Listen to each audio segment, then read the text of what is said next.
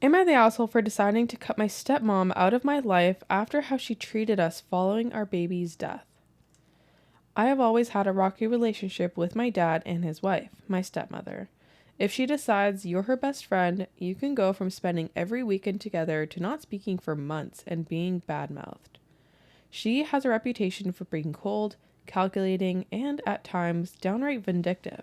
Our family members refuse to be in her company due to similar experiences. We've excused her behavior in the past, saying she's misunderstood, but from the outside, it's clear that's just who she is. In May 2024, my wife and I lost our daughter. She was stillborn, and it has been the most excruciating time of our lives. 2 days later, my dad and stepmom came to visit. They didn't bring flowers or a card. Apparently, they didn't have time, which I could forgive. But when I offered water and juice, she scoffed, asked if that's all we had, and requested a glass, ice, and something stronger, as if it were a party. I went along with it to keep the peace, but the resentment built. She said all the wrong things to grieving parents, like, at least you can get pregnant, and it's just something you'll have to get on with. My dad, usually silent, was visibly embarrassed. We had shown more sorrow for her dead dog than she did for our daughter. We had a phone call later where she seemed to want to make amends until she blamed my wife and me for the awkwardness and demanded that we take responsibility. For what? I have no idea. She ended by saying she was giving us space, but would always be there for us. That was the last we heard from her. She never reached out for our daughter's funeral, my birthday, Father's Day, her due date, Christmas, or New Year's. She ignored our second pregnancy announcement and didn't attend the charity walk we did in our daughter's memory, where the rest of the family showed support. My wife hasn't reached out as she's beyond her and is now navigating a high-risk pregnancy. The last straw was when she posted on Facebook on New Year's, saying 2024 was the best year of her life, the same year she lost what was supposed to be her first granddaughter. Now, with 8 weeks until our second daughter arrives, the thought of her pretending everything is fine, holding our baby, makes us feel sick. I don't want her in my life anymore. She has shown zero respect for my wife or daughter, and I refuse to let her overshadow what should be a joyful time. Am I the asshole for cutting her out? No, not at all. No, fuck off. Fuck you. Fuck you, you fucking piece of shit. Fuck you. Just no compassion. Just, okay, it's 2 days later. She's like, you guys need to get over it. Like, can you shut the fuck up right now? Like, you don't... you're better off being quiet. Then she expected remorse when it came to her dead dog. Yeah. This is just, like, so crazy to me. I'm confused how she can be confused that they acted awkward and demanded that we take responsibility during the call. It's like, you have no self-awareness. Yeah, no awareness, no compassion, no empathy. I think in this situation, she probably felt uncomfortable.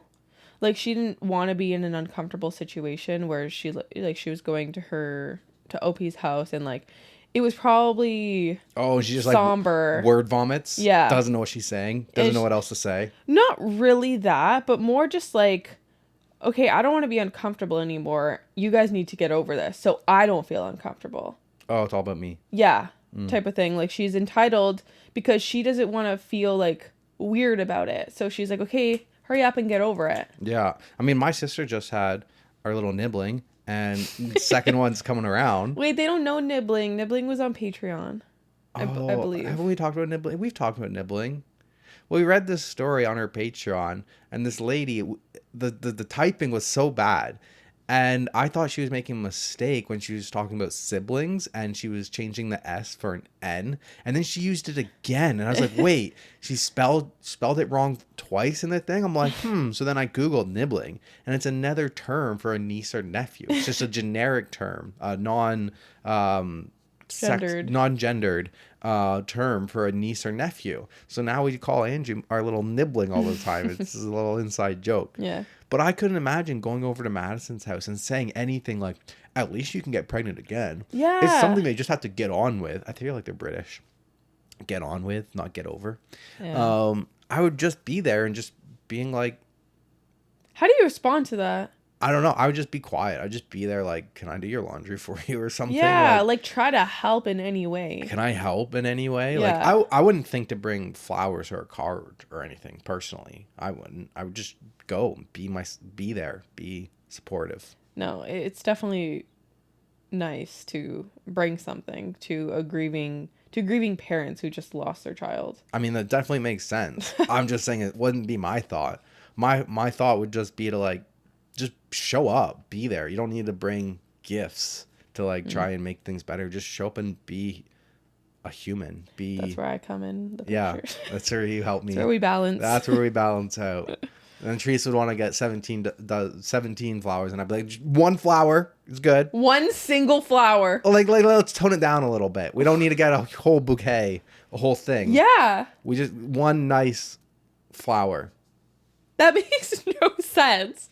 You're gonna show up with one flower? Is Well, that like what goes in your head? one flower, but like one group. A bouquet. That is a bouquet. But a small one. Doesn't need to be $159.99, or can it be $29.99, $39.99? You know, balance. Sure.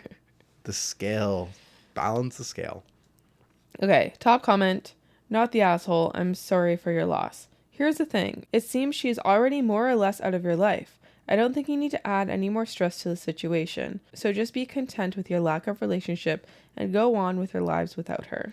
Well, I think that top commenter is missing the point. That she is married to OP's dad. Yeah, and worried that once the pregnancy happens and stuff, she's going to be at the hospital. She's going to be around. And she's going to be like, I want to hold the grandchild. Yeah. No, and that top comment totally missed that. They're like, we don't want her trying to like come back into our life at the hospital. Yeah. So there's an update that says, wow, I never expected a response like this. Thank you for the comments, condolences, and best wishes. The vast majority of you have eased my conscience anyway and have confirmed what I feel is best for my family, which is obviously cutting her off. I just wanted to address, I'm not a bot, lol. I had gone over word count, so had to use ChatGPT to try to condense what I was trying to get across. With regard to my relationship with my dad, it's difficult. My mom and dad divorced when I was 4. Never seen a lot of them growing up and has always put my stepmother's family first, including her only child, who he sees more than anybody. A hard pill to swallow.